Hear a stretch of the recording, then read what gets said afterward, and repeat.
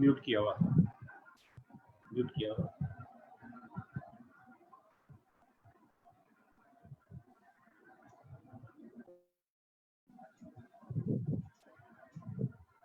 Meeting is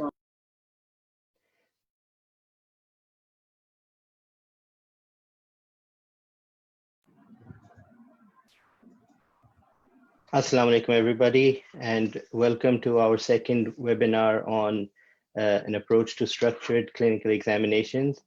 I'm Dr. Imad Qureshi, and I'm joined by Professor Zafar Gill, who is the principal of Nawaz Sharif Medical College and is graciously hosting these series of webinars. Professor Gill, I'll hand over the mic to you.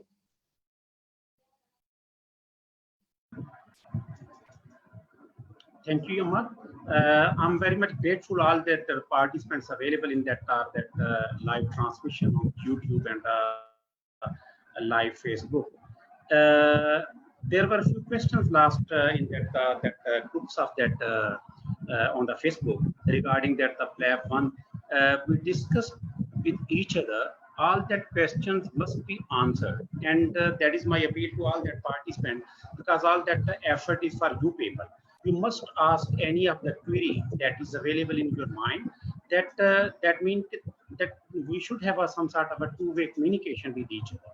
Practically all that problems or any of the questions regarding the PLAB 1 and the UKMLA that must have to be asked, and that must be answered.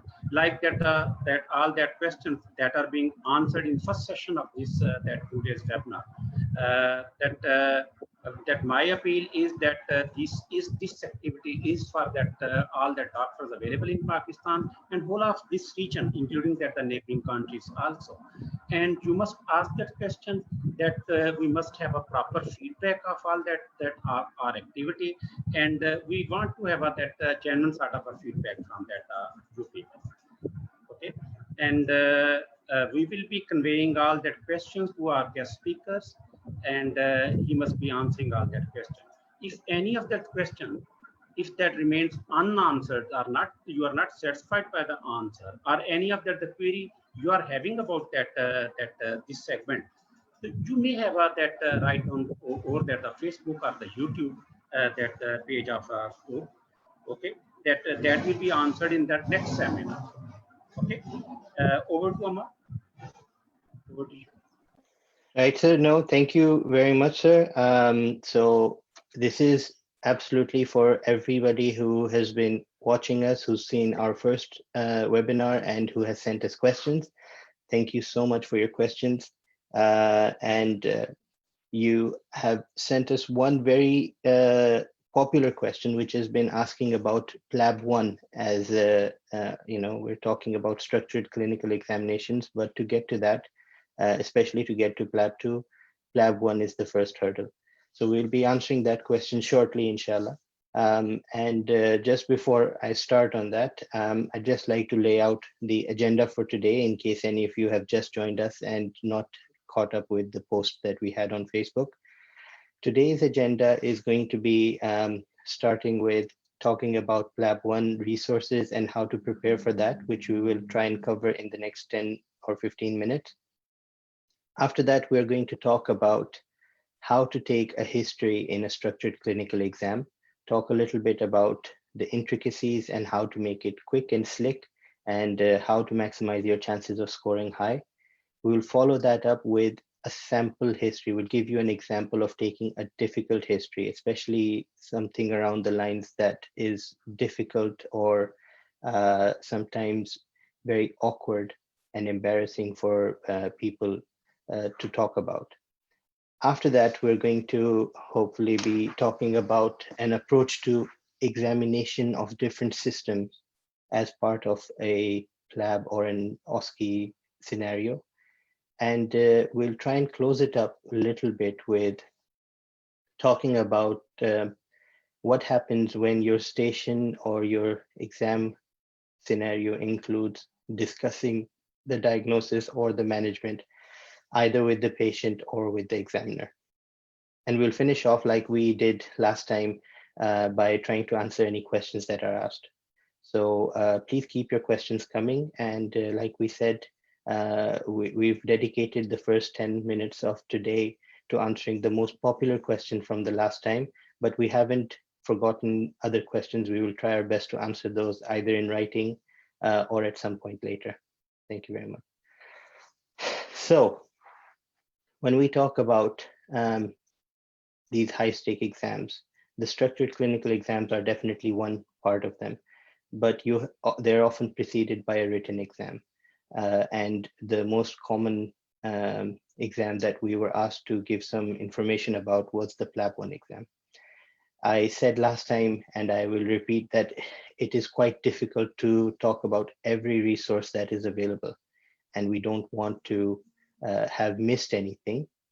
But having said that, one of the candidates rightfully said to us that it is not criminal if you just tell us what you did for your own PLAB exam.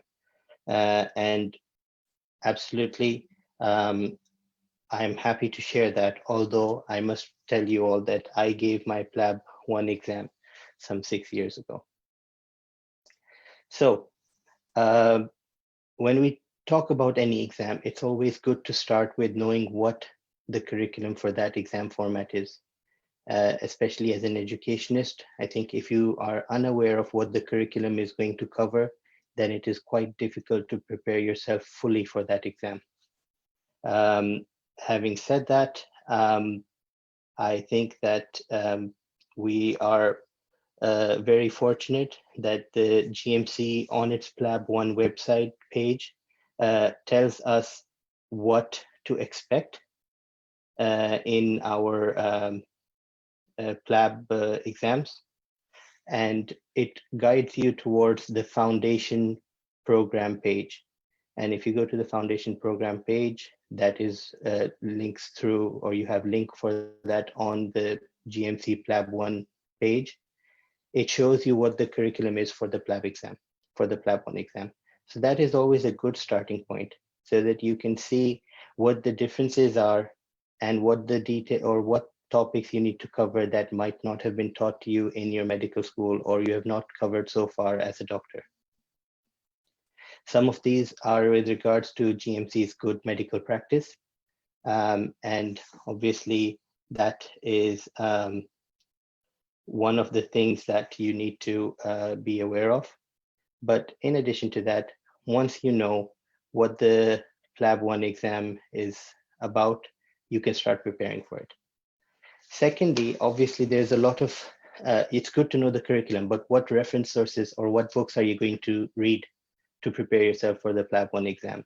And I always like to tell people that the best preparation that I have found for the PLAB-1 exam, if you're trying to find a book, is similar to what you would use for MRCP, and that is the Oxford Handbook of Clinical Medicine. It is a good place, I find, to start preparing and reading and building your concepts for your PLAB-1 exam.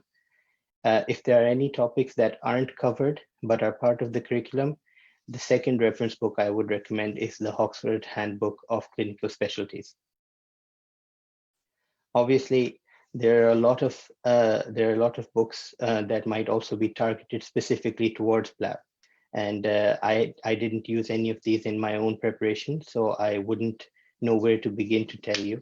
But a quick search on the internet will tell you that there are lots of resources and lots of things that people have put in. They have taken their time to publish blogs and their own experiences. And if you search for any of them, you will find a lot of free resources that they have shared. I think Nasir's journey is one of these resources that I've come across. He's a doctor in the UK who has blogged about his PLAB preparation experience. And there are a lot of free resources on that. But obviously, like I said, there are lots of others that you can look for as well. After you've started reading and you've started preparing, it's a lot about practice. I remember that for my PLAB exam, I did more than 5,000 MCQs. So they had a question bank of about 3,500 or 4,000 MCQs that I did, and I did those twice.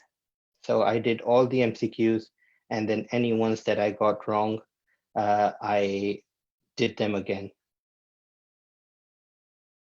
What question banks are we talking about? So, well, one of them is obviously, there are some free questions that you might find on the GMC website.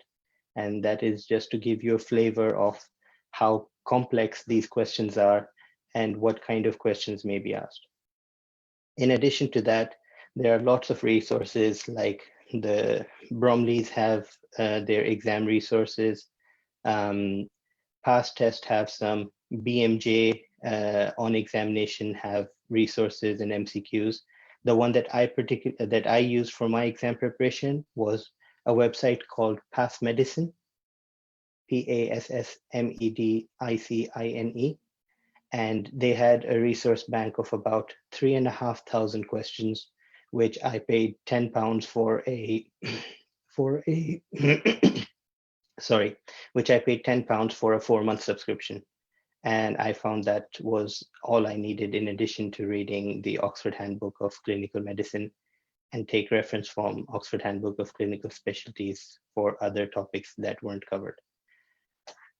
In addition to this, there are a lot of people who help you prepare for your PLAB exams. So there are courses that are run in Pakistan and around the world, but also in the UK. And there are many such resources and many such courses that you can attend. And they don't, obviously, they're not endorsed by the GMC. And the GMC says that they do not monitor the quality of such courses. But the majority of courses that have been running for quite a while will help you increase your chances of preparing and passing the PLAB 1 exam. So it's all about practice. It's all about preparation. And obviously, you have to get your English language requirements out of the way before GMC will allow you to take PLAB 1. So I hope that that's a brief but detailed answer to what you need for PLAB 1 and how you can go about preparing for it. Professor Gill, if there's anything that you would like to check or ask, or if there are any questions that are coming in from the audience at this point, I'll take a minute before we go on to taking a history. I think that Osama will send in that group. Okay, so that will be that with you. If any of the questions up till now that is present.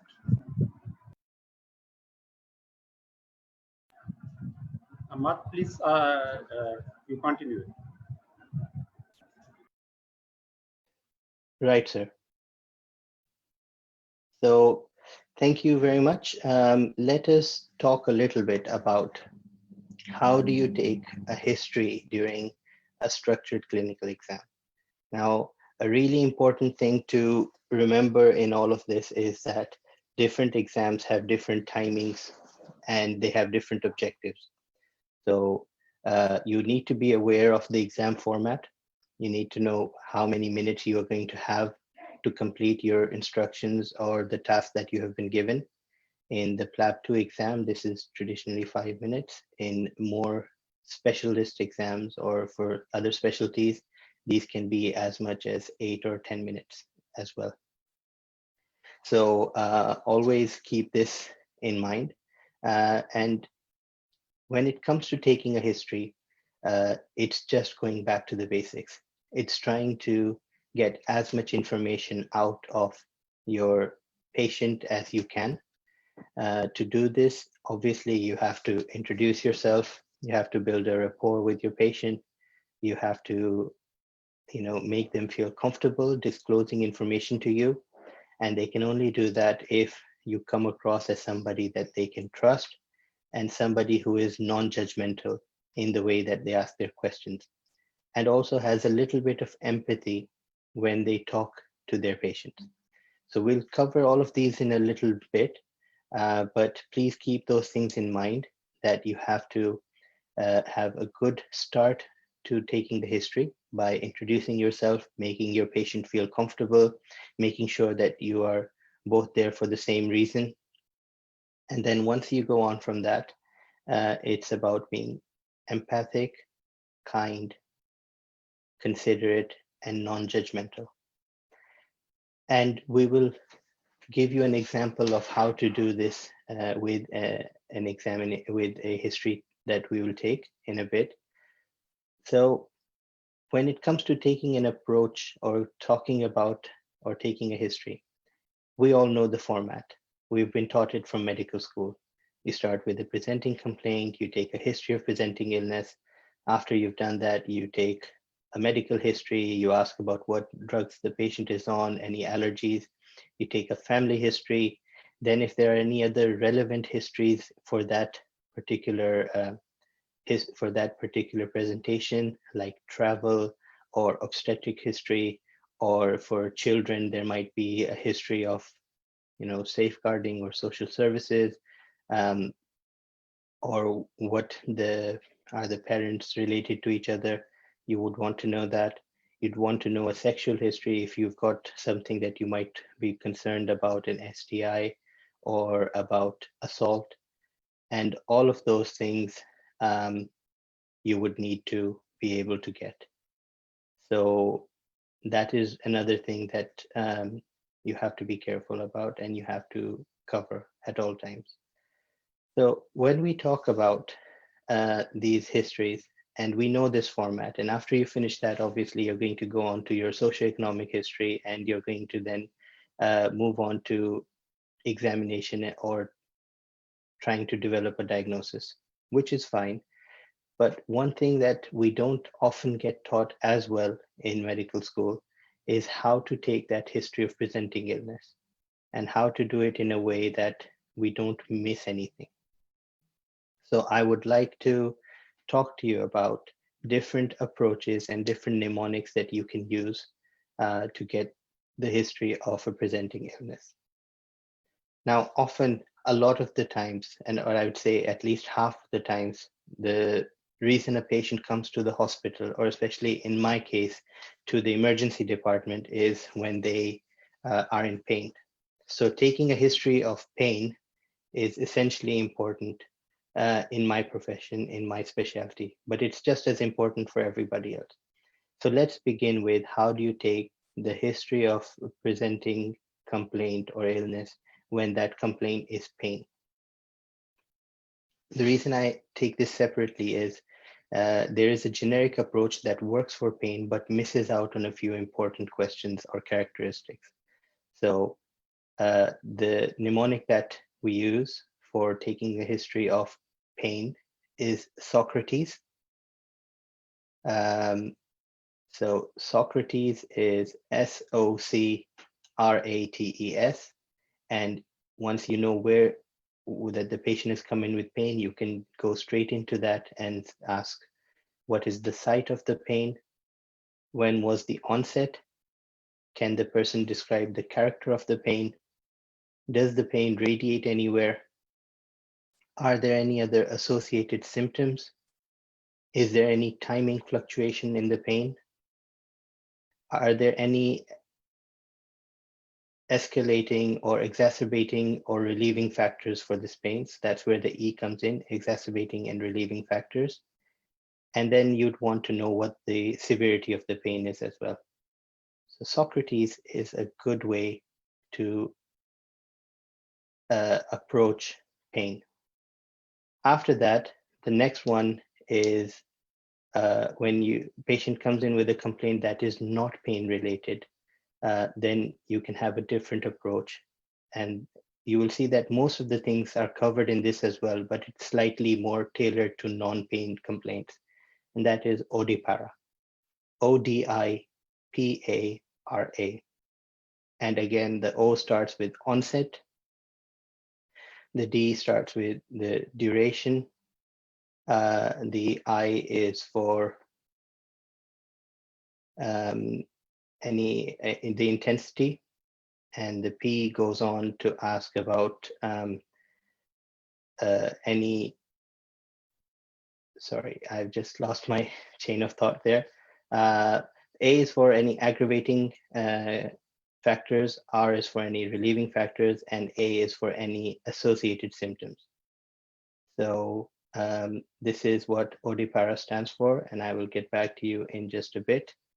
In the meantime, I'm going to invite a colleague of mine. This is Dr. Yusufzai, who is a consultant in emergency medicine, and he's kindly volunteered to be a patient for us while we demonstrate an example of taking a history.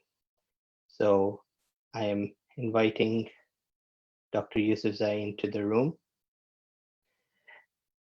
Assalamu alaikum and good morning, Dr. Yusufzai. How are you doing? Hello there. Hi, I'm very well. Thank you very much. Nice to see you guys.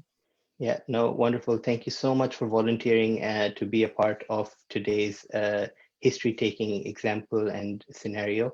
And I've already given a brief introduction about yourself, that you're a consultant in emergency medicine, but if you'd like to introduce yourself to our viewers from around the world, and we will come back and we'll start taking a history. Sure. My name is Dr. Amir Yusufzai. I am currently practicing as a consultant in emergency medicine, currently working in West Midlands. I've been here in NHS for the last 10 years or so. I think that defines us as a frontline workers, and I'm happy to help you out today and help the prospective doctors who want to work in NHS and want to get their PLAB exam done. So yeah, I'm at your services. No, thank you very much, Amir. So everybody, I'm really sorry about the previous, just sometimes, you completely lose your chain of thought. So I'll quickly recap ODPARA for you. That was onset, it was duration, it was intensity, it was progression of symptoms, aggravating factors, relieving factors, and any associated symptoms, or anything else that the patient might want to tell you. So sorry about that. And let's go on to taking a brief history and try and get this done in a quick, timely manner. Okay. So Amir, you are the patient. I am the doctor who's come in to take a history from you, if that's all right. That is fine. I'm your patient now. Okay, so good morning. My name is Dr. Ahmad. I'm a consultant in emergency medicine. Can I ask you your name, please? Good morning. My name is Alex Smith, and I'm here to see you. Thank you very much for seeing me. No problem. Mr. Smith, would you like me to call you Mr. Smith or Alex? I'll be fine with Alex. Okay, Alex, that's fine. So Alex, how can I help you? What brings you to the hospital today? Well, Doc, I've got quite bad pain in my knee. It's quite bothering me. So yeah, I'm here to get some help for this. Please fix it. All right, I'm sorry to hear that. Do you need any pain medicines before we begin? No, thank you very much. One of your triage nurse has given me some painkillers. I'm all right for the moment. Thank you. No problem. Just let us know if you do, and we'll get you some more pain relief. Thank you. So you tell me that you have pain in your knee. Can you tell me when this started? It started like 3-4 days back, and it's getting worse. I thought it's going to get better. I would just give it a bit of rest, but no, it's getting worse and worse. Is it one knee or both knees? It's the right knee only. Okay. And did you hurt your knee or injure it in any way? Not that I'm aware of. No. Okay. Could you please describe what the pain feels like? What kind of pain is it? It's a continuous pain. It's continuous ache in my knee, and it's sharp. At times it's very bad. Sometimes I take painkillers and it would get better, but it's never gone. And it's making me difficulty walking now, so that's why I'm a bit concerned about it. All right. So does it go anywhere, or does it just stay in one place? It just stays around the whole knee. That's it. Okay. And have you noticed any times of the day when it's better or it's worse? No, it's all the time, Doc. It's all the time present, getting worse and worse. I'm sorry to hear that. You told me that it gets worse when you're walking. Is there anything else that makes it worse? Pretty much any activity. I can't fully bend it. I can't fully straight it. It's swollen. Um, I, there's nothing else would make it better at all. So you've been taking pain medicines or anything else that's made it better for you or bearable for the last few days? Well, I've been resting it. I put some ice onto it. It gives me a little relief, but nothing else tried. Okay, and how severe is your pain? It's quite bad. It's quite bad, doc. From 0 to 10, if 0 is no pain and 10 is the worst you've ever had? I would say between 6 and 7. Okay. Okay. So just let us know if you need any more pain relief right now, and we'll get that to you. I'm okay, thank you. I'm okay at the moment. Now, thank you for telling me about your pain. I'm going to ask you a few questions to try and determine what's causing this pain. Okay. So can you first of all tell me if you have any previous medical problems? I've been really healthy and well. I've been fit. Okay, that's good. Any change in your health in the last few weeks or months? I've noticed a couple of weeks back, I had a bit of flu-like symptoms when I was traveling. Well, not traveling. I traveled last month, but a couple of weeks back, I had a bit of flu-like cough and cold type of symptoms, and I was fine afterwards. I thought because of traveling, that's it. Okay. So that is fine. Do you take any medications? No, just off and on paracetamols. That's it. Okay. And any family histories of any diseases? So No, everyone is healthy in my family. okay, that's good. That's good to hear. So you told me that you travel quite a lot. Can you tell me when was your last travel? Where have you been to? Well, I travel quite frequently. I've got a very extended business. Last I traveled was a month before. Yeah, 1 month back, I traveled. It was Thailand. It was a business trip. We were accompanied by our friends. So yeah, I spent there a week over there, and I haven't traveled after that because of my knee pain. Okay. Right. So has anything happened in Thailand that you think might have brought on this pain, like any injuries or any other incident? No. Might have overexerted myself, but nothing else. Okay, that's fine. So would you, Amir, Alex, do you smoke? No. How about alcohol intake? I just do it socially, occasionally, nothing regular. Okay, and any use of recreational drugs? What do you mean by that? So, I mean, have you taken any non-prescription medication or drugs just to try things out, or do you Oh, take anything okay. regularly? Well, I just tried once while being in Thailand with my friends had a going party. I tried some ecstasy. I'm sorry about it, but it was just for the part of a party and a little bit, just once. You don't need to apologize at all, Alex. We are just here to try and help you and see what's going on. So, Alex, I've got quite a lot of information, and I have some more information to ask to try and figure out what's causing this knee pain. Now, as you tell me, you haven't hurted it in any way, and the pain has been there for a while, and you did have some flu-like symptoms after coming back from Thailand. Right. So I have a few more questions to ask you. Can you tell me about what is it like at home? Who are you living with? I live with my wife. I've got no kids. We are two people living in the same house. Okay. So I'm going to move on to asking you about your sexual activity.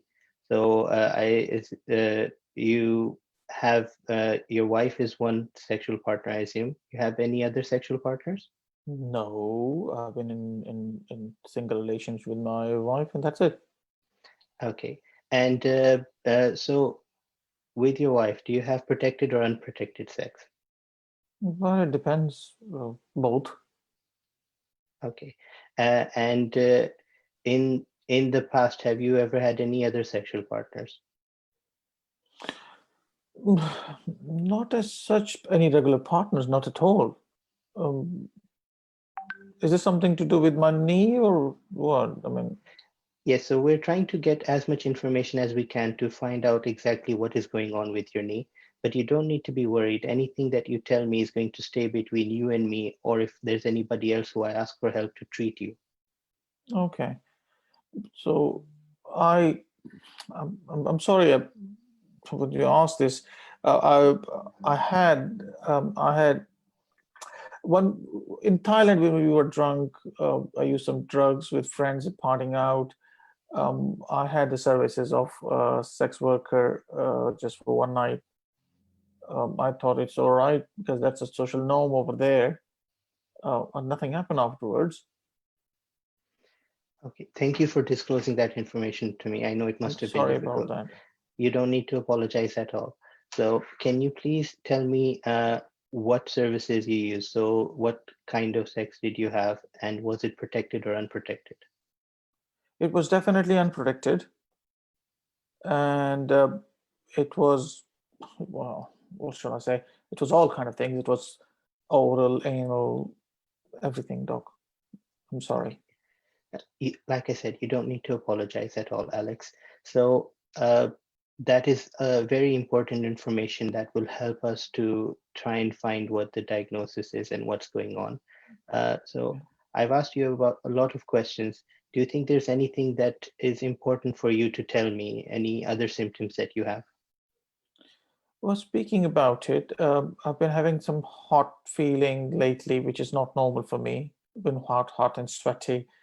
My back hurts quite a lot, and as if my whole body's hurting at times, not all the time. At times, the whole body's as somebody's breaking in, just breaking them with a hammer. Get sometimes headaches as well. That's has been all happening for the last couple of weeks or so. Um, I would like to mention that. Okay, and specifically, have you had any discharges from your penis?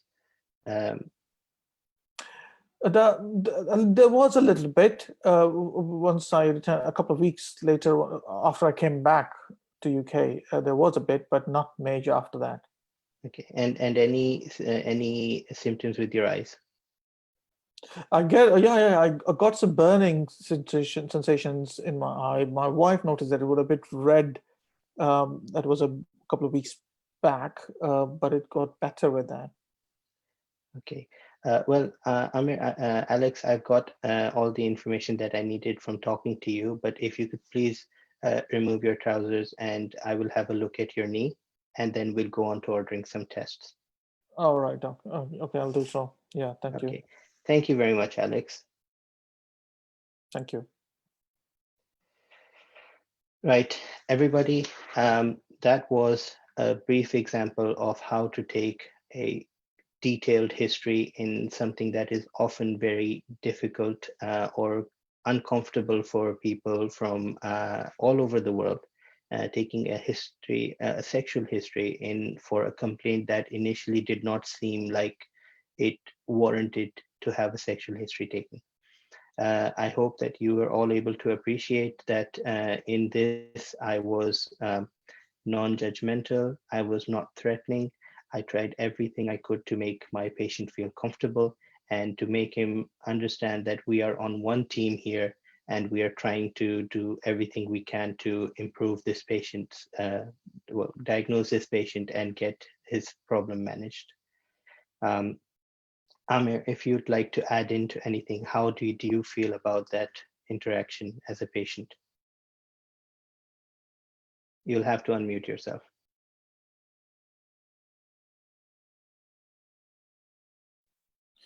Yeah, it was a good detailed thorough history. The problem is people coming from the Asian background, we are quite shy in asking these questions, but we must ask this question. Just give your patient a bit of confidentiality, give a warning shot of confidentiality beforehand, and then they will open up. This place, the UK environment, they will open it up for you. Just give them a little bit of confidence and they'll be all good.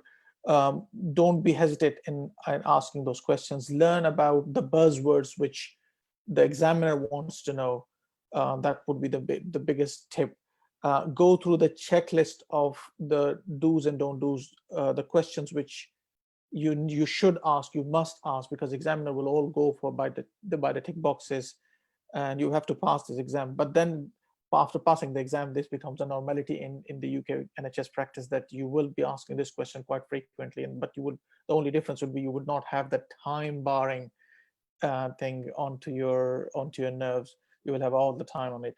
So yes, it was a quite good detailed history. I tried to be a little bit of hesitant, but because of the time situation, I knew that I would not give Dr. Imad a hard time. It was just a sample of what could be potentially coming from the patient, or what information the patient could give you, all the way completely different from a knee pain. So yeah, it was very well done. Well, thank you very much, Amir. And I know that you're busy and you have to get to work. So I will, just put on a disclaimer here before you leave that all characters portrayed in this video were fictional and they bear no resemblance to any person living or dead. Oh yeah, I appreciate that. Thank you very much. Good luck with your further session, and thank you very much, Dr. Gill, and everyone else who's on board with us. Good luck to everyone. Thank you. I will leave now. Thank you very much. Thank you very much.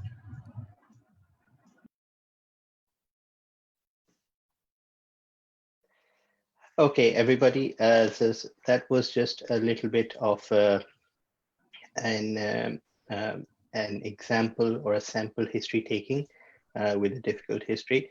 Professor Gill, I think we have a few questions that we should probably try to answer before we move on to the rest of our session today.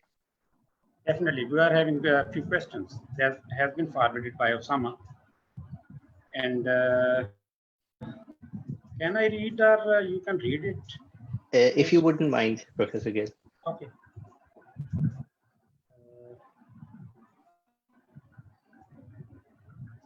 Okay. One of the question is that in order to prepare for PLAB and score well, we should refer to MRCP resources level, because you mentioned Oxford medicine and specialties that is similar to MRCP levels. That is one question. No, thank you very much for this question. It is a very valid question because obviously MRCP is a different exam compared to PLAB. PLAB is an entry-level exam, and in recent years, MRCP has also become an entry-level exam, but it's more medically and clinically orientated than PLAB 1. So my advice to you is that you should refer to PLAB resources, and the level of the exam is not the same. And obviously, it is a more general exam with other specialties included as well. The reason that I mentioned the Oxford handbooks is that they are a good resource to build knowledge. And you will find it very surprising, possibly, that when I was preparing for my FRChem, the Fellowship of the Royal College of Emergency Medicine, the book that I read to prepare for that exam was also the Oxford Handbook, but of emergency medicine. So these are very good resources. And if you start investing your time in building your concepts using resources like this from the very beginning, they will be even more beneficial. And that is what I would like to say. So are there any other questions? Another question is that, sir, if you could kindly spare some time to elaborate about approach to PLAB 2 as well. That was a question. Right, sir. So the approach to PLAB 2 exam will be similar in that a lot of the resources and courses that are used or people who teach for PLAB 1, they also continue on and train people for PLAB 2. So obviously knowing the examination, knowing the scenarios, knowing the curriculum is important. And we talked about that in our first video last week. If you haven't seen that video, it would be a good place to start about a generic approach to how to prepare for a structured clinical exam. But for PLAB 2, it's again all about practice. So if you would like to join an academy or somebody who trains people in PLAB2, there are a lot of resources going around. They are well reviewed and they have been around for many years. And I honestly cannot say that anyone is better or worse than the other. Once you have gotten some initial understanding of the exam, it is about practice. So you should find a study partner or a practice partner, or maybe even form a group, and you should practice as much as you can. And you should practice it with timings so that you can time your history taking and time your examination to fit it within the 5 minutes of the PLAB2 format. I hope, sir, that is questions answered. Thank you, Amar. Can we proceed to that next segment? Questions are coming. That will be dealt with time. Yes, absolutely. And it's great that Dr. Tehami has rejoined us for the session. So, Assalamu alaikum, Sir Tehami. Ji, walaikum salam. I'm sorry, guys, I'm late. No, sir, we understand that you had commitments. We've just gotten through almost more than half of our session for today. And we're now going to focus on taking or how to examine people during a PLAB exam or an OSCE exam. Good, so carry on. I'll just be a silent observer. Sure thing, sir. No problem. Thank you. So everybody, now coming on to the next bit of our preparation for or how to do an OSCE or a PLAB exam. We have to talk a little bit about examining patients. And again, it's just going back to your basics. This is a tick box exercise. So your examiners will have a sheet that they will mark people on, and every time you do something that is required or a skill that you have to demonstrate, they will mark you off on it. And something that I mentioned last week, if you remember, and for those of you who haven't, I'll recap it now, is that you can often score a good 5 or 6 marks just at the start of your station, and another 5 or 6 marks just when your station is about to end. So in that situation, it is important that you have prepared well for the OSCE and you have prepared well for your clinical examination. So the approach starts in a similar way. You begin with coming in, greeting your patient, trying to build a rapport, introducing yourself, asking them to confirm their identity, and then stating the purpose of the visit, which will be an examination in most stations. So say that I'm here to examine you and to see what is going on. Just a minute, guys, sorry.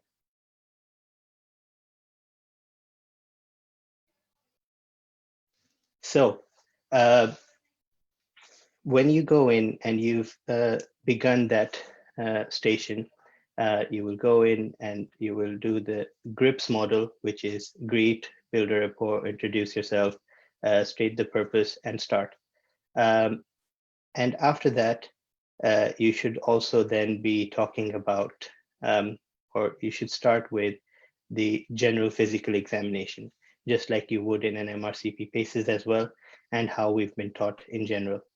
Unless if they ask you to do a focused examination, but even then it's often a good idea to start with a very quick general physical examination that is relevant to the system you've been asked to examine.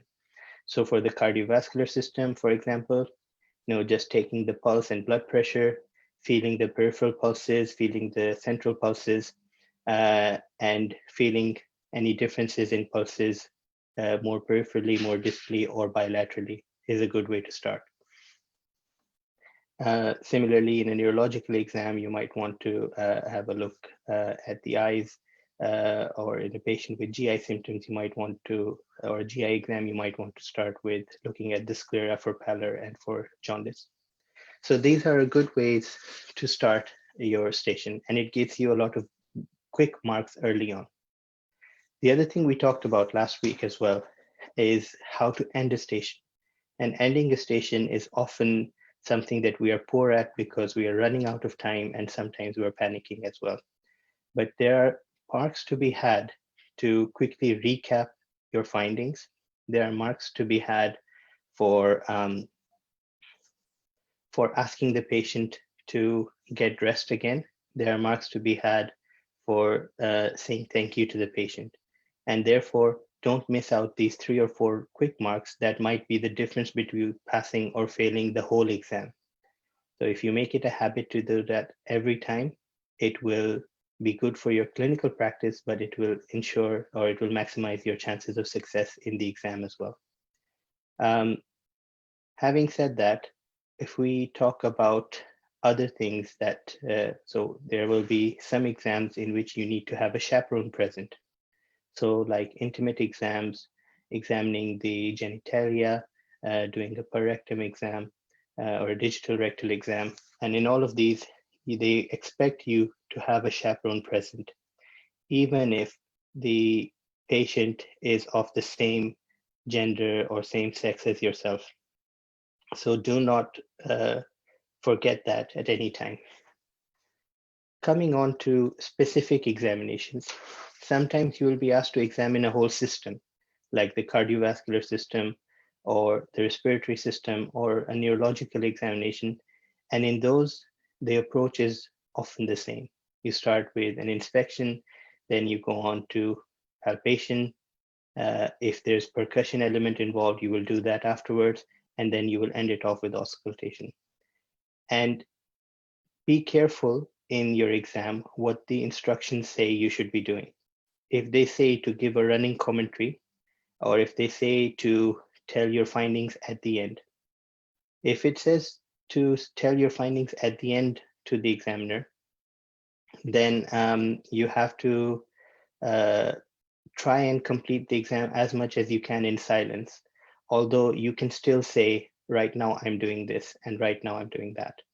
I find that it helped me with my exam and with my preparation to just make a habit of doing a running commentary on everything.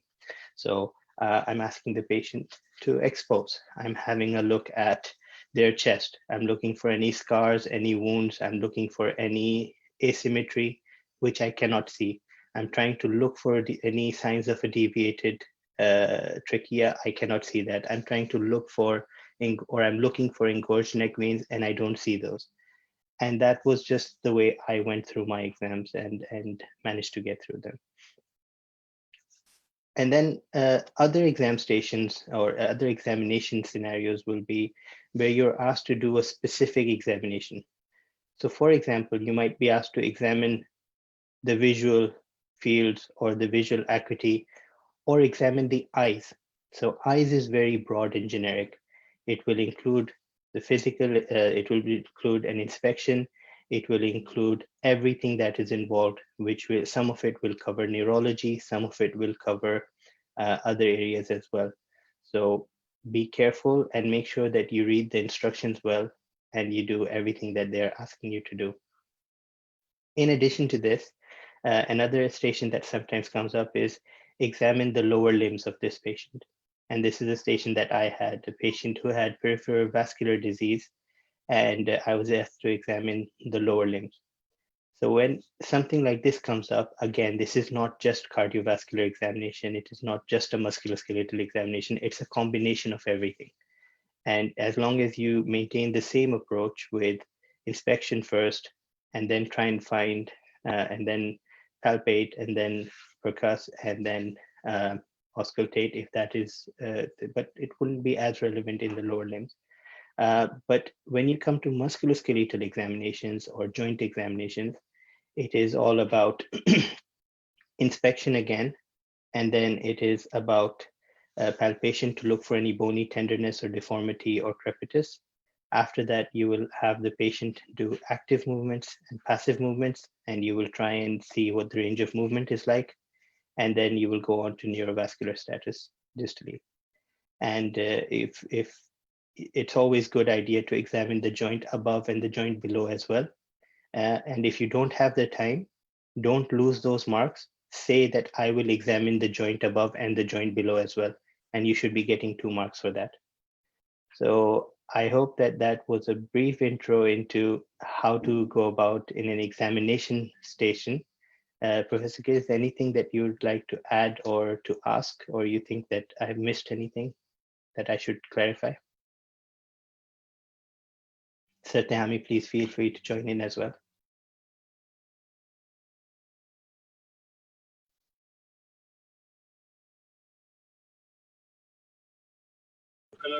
Yeah, you're doing a grand job. I don't have anything to add. Professor Gill?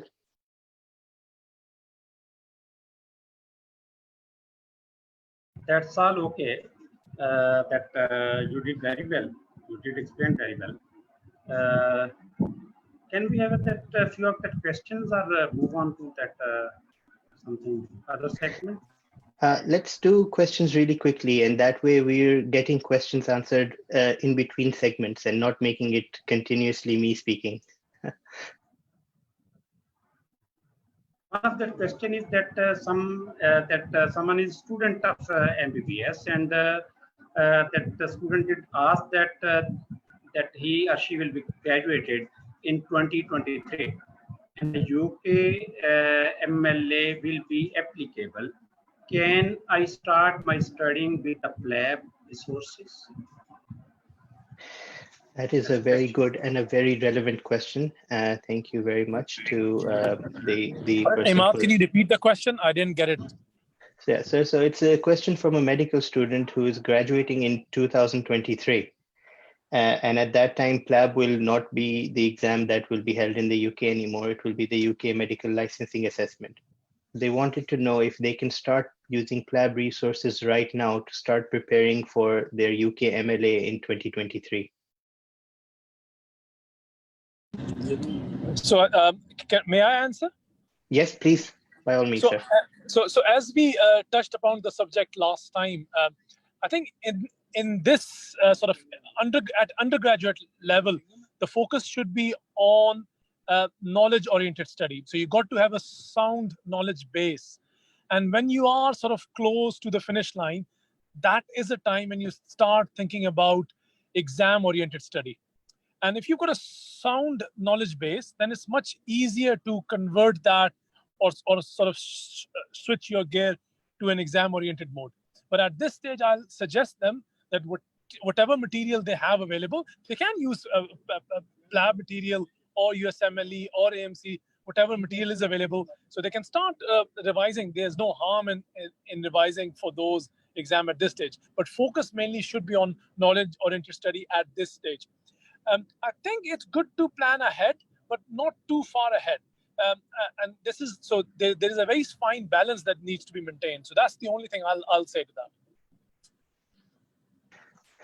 No, sir, thank you very much. I completely agree with you. And my answer would be very, very similar, that you can, as a medical student, I would ask all of you to divert all your energies to becoming as knowledgeable and as good with people as you can. Improve your patient skills, improve your people skills. I would also recommend that you speak to people. So go and take histories as medical students, perfect your examinations, because those are the skills that will last you all your life. And using the Oxford Handbook of Clinical Medicine and the Oxford Handbook of Clinical Specialties as medical students will give you a foundation of knowledge that you will only get better and build upon as you become more experienced doctors. So essentially, just to maybe elevate any of your anxieties, the UKMLA will be a similar complexity level exam as compared to the PLAB. So the resources that you're using for PLAB right now should help you with UKMLA as well. But as Sir Tehami has said, and I'm sure Professor Gill will add to this, you should at this point be trying to make yourself the best version, the best doctor that you can be. And the examinations and the assessments will fall into place automatically. It's like Amir Khan said in Three Idiots, you run after excellence and success will follow. That's nice. Ahmad, and other comment is that can you please give a demo of concluding remarks after physical examination of that regarding that last session? Absolutely. So that's a great question. So what I would like to then suggest is, let's suppose that we have examined somebody's abdomen, somebody who's come in with abdominal pain and possibly a little bit of jaundice. And once we've concluded the exam, and especially in PLAB 2, you have a 30-second ring. You have a 30-second bell, which tells you 30 seconds are left. That is when you hear that, if you've not already finished your exam, you should be concluding and you should be turning towards your examiner and telling your findings. And it would be, so I would turn to the patient and start with, thank you very much. Please, would you like to get dressed? I hope that wasn't painful or discomforting. And then you'll turn to the examiner and say, so I've examined this patient, and on general physical examination, I found that this patient has jaundice sclera. He's got a little bit of right upper quadrant tenderness. Abdomen does not seem distended. It seems soft and mild tenderness in the right upper quadrant. Actually, he was Murphy's positive, and his skin felt hot to touch. So I think he might have a fever. I'd like to check that. In addition to that, I couldn't feel any hepatosplenomegaly or any masses or any pulsatile structures. The patient seems to have good bowel sounds or active bowel sounds, and I couldn't feel any dullness on percussion or any fluid thrill, so I don't think he's got ascites. And if the patient says that you should give a diagnosis, you could say that I'm concerned that this patient has cholecystitis, or he could even have cholangitis because he's febrile, has a bit of jaundice, and is painful in right upper quadrant.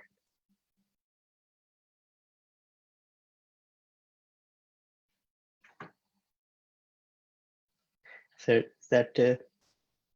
is that okay?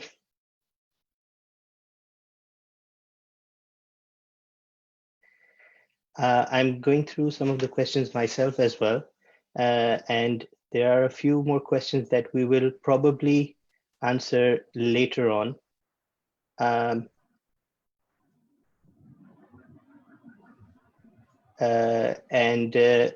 So a question that's just come on is about the history that we took was a PLAB 2 exam OSCE. So yes, I clarified in the beginning that our agenda for today was to talk about PLAB 1 resources in the beginning, because that was a frequently asked question. But our webinar series is primarily based at structured clinical exams, so OSCEs. And therefore the history taking was a PLAB 2 exam OSCE. Okay, thank you. So moving on quickly to discussions to be had with the examiner or discussions to be had with the patient. Again, in a PLAB 2 exam, Sir Tammy, you'd like to add something?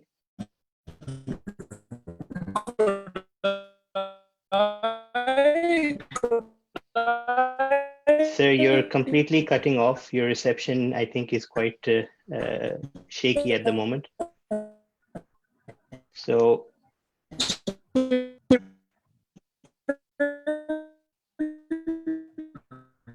think that we can't listen to Nadeem Tahami. yes, so we will carry on, and hopefully I'll ask Sir to send us his comments in writing, and we'll add those. So the situation with the examinations and no, I just wondered if it would help that we allow maybe a couple of undergraduates.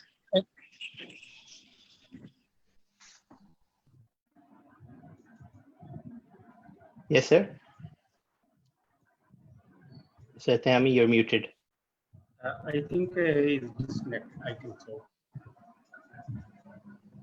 Kindly proceed on that. Okay, sir. So when you have this 30-second bell, that is usually the time that you will turn to your examiner or to the patient and start discussing either the diagnosis or discussing the actual management of that patient as well. So I don't know if you guys saw or realized, but when I was taking the history from Alex, I was trying to rule out certain diagnoses as well. So initially, when I asked about trauma, I was ruling out a traumatic joint pain. Then when I asked about, when we asked about sexual history, we're trying to see whether it could be gonorrhea or it could be something related to seroconversion. When we asked if he'd been unwell in the last few days, we're trying to rule out a reactive arthritis. When you asked about past medical history, could have been a bit more specific and asked about joint pains in particular to try and rule out gout. And also the family history would have been useful to try and rule out gout. And when you have those last 30 seconds to discuss your diagnosis with the patient or with the examiner, you will have a different approach to both. So when you talk about taking a history from, discussing the diagnosis with the examiner, you will then quickly say, thank you to the patient. I'm going to turn to the examiner now. You turn to the examiner and say, so I've taken a history from Alex, and from this history, I can deduce that he has right-sided right knee pain. He has recently had some travel in which he had unprotected intercourse in a high-risk situation with a sex worker. He's also complaining of back pain, generalized body aches, fevers, and eye discharge and redness. So I think that he might have a sexually transmitted infection. My two differentials are gonorrhea and possibly HIV seroconversion. And that would be 30 seconds of you telling the diagnosis to the examiner. If you're saying the same thing to Alex, then you would say, right, Alex, I think that you might have caught a bug when you had your unprotected intercourse. And to confirm that, I'm going to need to run a few tests. And that would be the way that I would go about it. If he insists and says, but what do you think I have? And you say, well, with the back pain and with the eye pain and with the joint swelling, it could be gonorrhea, but we'll have to do some tests to confirm that. And if it is gonorrhea, then it is easily treatable. With regards to management discussions with the examiner, obviously, then you don't go into detail about recapping the history, and you don't rule out the differentials. You turn to the examiner and say, I think that this patient has gonorrhea. I'm going to, and then management. So management is not the same as treatment. And this is an important point for you to understand for all your written and OSCE exams. Treatment means therapy, and management is everything you're going to do to this patient from now forward. So that could involve examining the patient. It could involve doing investigations. It could involve therapeutics. It could also involve referring to somebody else. So with Alex, if I was going to discuss the management with the examiner, I would turn around and say, I think that this patient has an STI. It could be gonorrhea or it could be HIV seroconversion. I would like to do a urethral swab. I would like to do antigen test for gonorrhea and for HIV seroconversion. I would like to send a sample of blood to the lab to detect HIV by PCR or a spot test. And in addition to that, if the patient has gonorrhea, I would like to give them a stat dose of ceftriaxone, which is, or azithromycin, whichever is the guidelines. And obviously, we need to get his wife tested as well, but we cannot disclose to her. So we have to ask Alex to disclose to his wife that she needs to get tested. If he's reluctant, then in PLAB exam, you can say that we can contact his wife and say that you have been invited for testing, randomly selected, and we can invite the wife to hospital, get a sample from her and test her.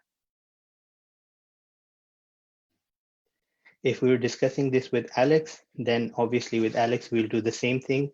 We will tell him that I think you have gonorrhea. This is a sexually transmitted infection. It's treatable. If we confirm the diagnosis, this is what the treatment will be. In the meantime, we would like you to have either no sex with your wife or to only have protected sex. And for the interest of your wife's health, it is best if you that we test your wife as well. But we are not going to break the confidentiality that we initially said. It is your responsibility to inform your wife or to bring her to the hospital to have the test done so that she can also be treated if she is positive. But you can stop all of that by asking him if he's had sex with his wife since his symptoms started or since he came back from Thailand. And that is one way in which you can avoid having another difficult conversation. Professor Gale, is there anything here? One of the relevant comment. So in the concluding statement, when we say it to the examiner, we should conclude with, I think, even if we are sure about that. Can you elaborate more on this? Regarding that, the conclusion of the diagnosis, you say to that examiner that I think that that patient is in that disease.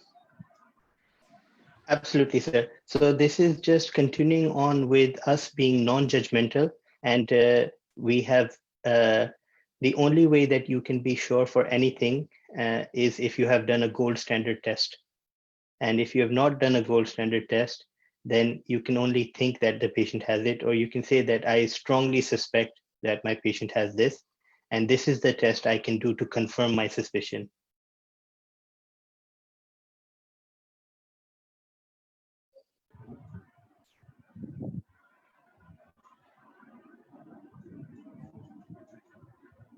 So I'm just waiting to try and see if we can get Dr. Tehami to send us his comment in writing.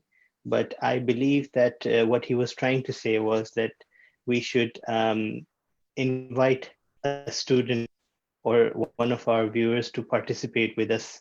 And although that would be a great thing to do, I wonder how we're going to choose between the hundreds of people who have been watching our first two sessions, but it's definitely something that we can explore in the future.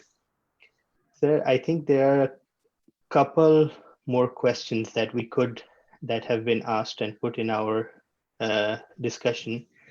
One is, can you recommend a portfolio or reference list which we can follow to gain points for our CV as an undergraduate student, so that we know what things can enhance our skills? So absolutely. Again, if you go to the foundation program website, which is, you can get a link from the GMC PLAB 1 page, there is a list of skills that foundation doctors are expected to have. And that is a good place to start building the skills that will make you good doctors. There are a few free websites as well. So there's one called Medics Academy. If you go onto that, there are a lot of resources there for medical students, and they are all for free, or most of them are for free. And I think this is also a great place for you to meet and to be taught by academic medical educators who are keen on developing skills of medical students and foundation doctors or house officers in Pakistan, house job doctors. Sir, another question we've had is, please specify at which time do we need PMQ by ECFMG in PLAB journey? And once done by ECFMG, is it valid for lifetime?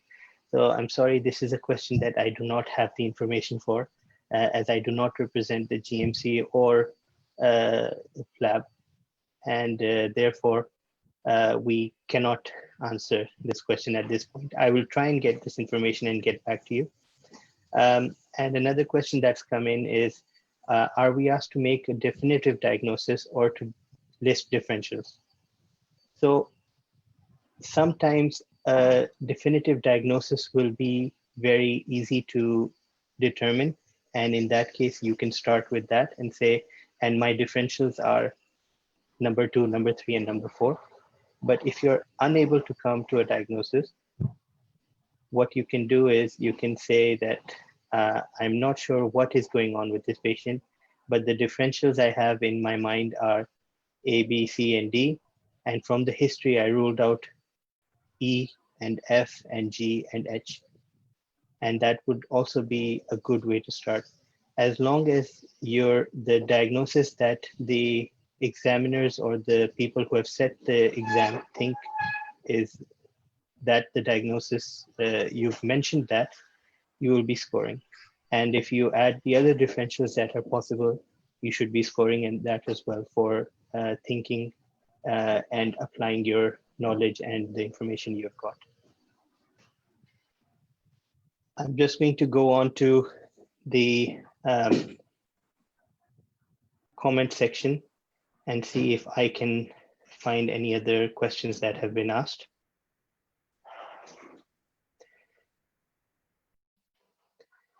So quite a few questions have been asked.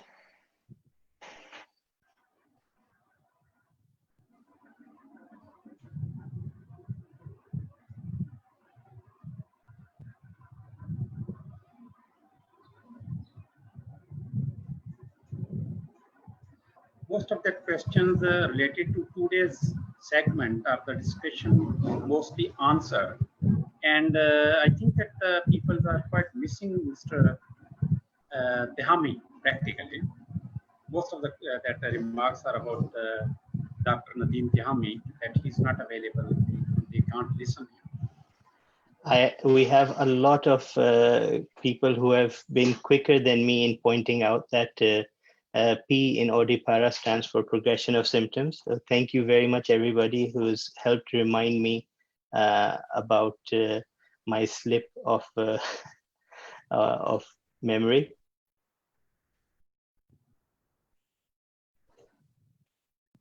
And I think that is pretty much all the questions that we had. So we've answered almost all those questions. It very is nice now, of you, Dr. Ahmad. Yes, you sir. did have a very wonderful discussions today, and most of that questions have been answered, I think. And we will be waiting for that more questions and comments in that Facebook Live or on that the YouTube channel. I think that today that YouTube is not live at this moment, but we will try to from that next session that will be also live along with that Facebook Live. And again, that all that participants are requested to post some comments or questions that must be answered that over that the Facebook Live or in that during next session. And Ahmad, I think that we are that have about 1 hour and about 15 minutes. Yes, so I think that's a reasonable amount of time and we shouldn't be trying to make it any longer. And I think there's obviously a little bit of technical aspect to not being able to live stream to 2 sources at the same time. But as long as we are engaging with our audience on Facebook and posting our videos later to YouTube, we're still able to get to reach a lot of people, I think. And we'll continue to explore the possibility of trying to get onto YouTube at the same time. Thank you very much, everybody, for listening and giving us your time. Thank you so much, Professor Gill, for inviting me again for a second week. I know that Sir Tehami can hear us. So thank you very much, Sir Tehami, for getting involved, even though you were on the motorway and driving. And also thanks to Dr. Amir Yusufzai, who kindly agreed to be Alex and participated in a difficult history-taking situation. Thank you, everyone. Thank you. Thank you.